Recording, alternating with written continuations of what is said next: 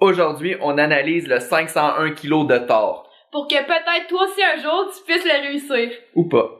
Récemment, Thor a réussi à soulever un incroyable levé à 501 kg au soulevé de terre. 501 kg, ce n'est pas rien. C'est l'équivalent de soulever 1002 bouteilles d'eau, 781 iPad Pro, 125 chats ou encore 2 grizzlies. C'est pas mal de poids. Est-ce l'exploit sportif le plus incroyable du 21e siècle? Aujourd'hui, on analyse tout ce qui lui a permis d'atteindre cette charge monstrueuse. Avant de commencer, aucun des points présentés prochainement n'a comme objectif de discréditer son accomplissement incroyable. Le but est simplement de comprendre comment quelqu'un peut réussir à prendre 501 kg dans ses mains sans tomber en morceaux.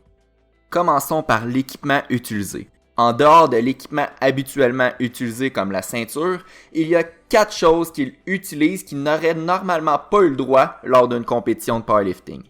La barre. Thor utilise une Elephant Bar. C'est une barre différente de ceux que l'on retrouve dans les salles d'entraînement et même différente des barres que l'on peut utiliser en compétition de powerlifting. En compétition, on retrouve normalement 2 types de barres, la Power Bar et la Deadlift Bar. La Power Bar est plus courte et restera rigide peu importe la charge utilisée. La Deadlift Bar est plus longue qu'une barre standard et a une plus petite résistance à la traction, ce qui veut dire qu'il sera plus facile d'utiliser le slack de la barre lorsqu'on débute le mouvement.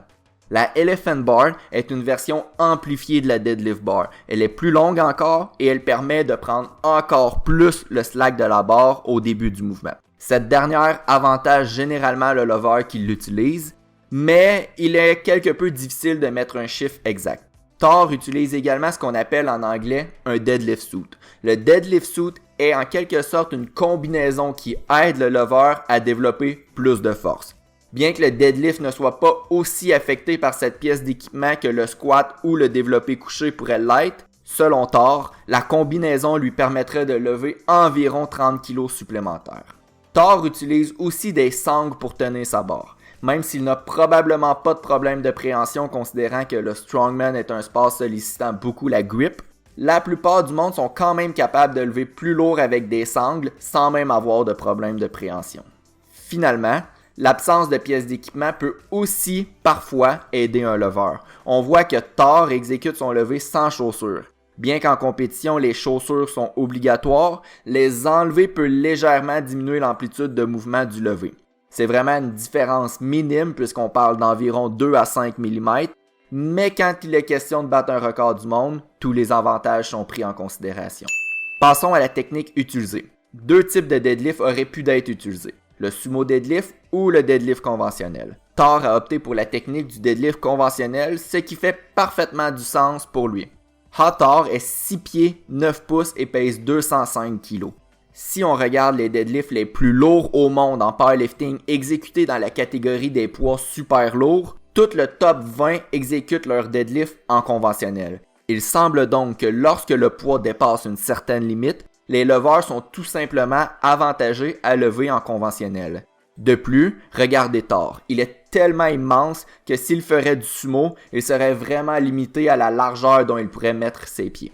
Il utilise aussi une technique de deadlift parfaite. Son corps est engagé, ses grands dorsaux le sont aussi, il prend le temps de bien utiliser le slack de la barre et tous les muscles sont mis à contribution. Il maximise clairement sa technique. En revanche, d'un côté morphologique, on pourrait s'imaginer que Thor est bâti pour faire du deadlift. Mais en réalité, pas vraiment.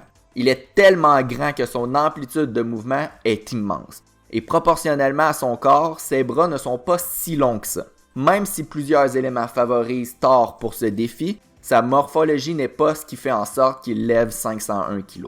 Plus la masse musculaire est importante, plus vous aurez la possibilité de produire plus de force. Après tout, ce sont les muscles qui tirent sur vos os par l'intermédiaire des tendons afin de créer du mouvement.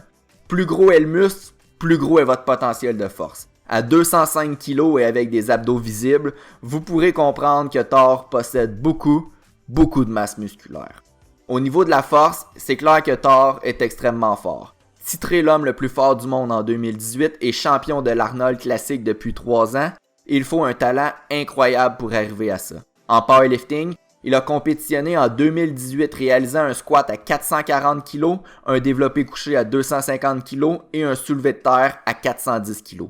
Il a aussi à cette compétition échoué 460 kg, 1014 livres au squat à cause de la profondeur. Cependant, une question reste. Comment expliquer que son deadlift est augmenté de 410 kg à 501 kg en moins de 2 ans?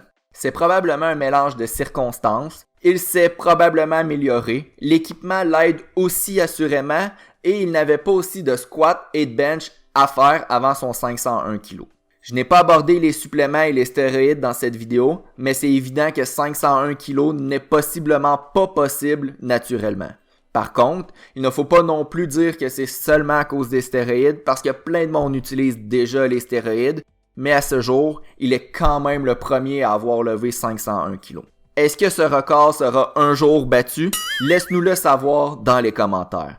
Si vous avez aimé cette vidéo, n'hésitez pas à faire un pouce bleu à la vidéo, vous abonner à notre chaîne YouTube et à nous suivre sur Instagram.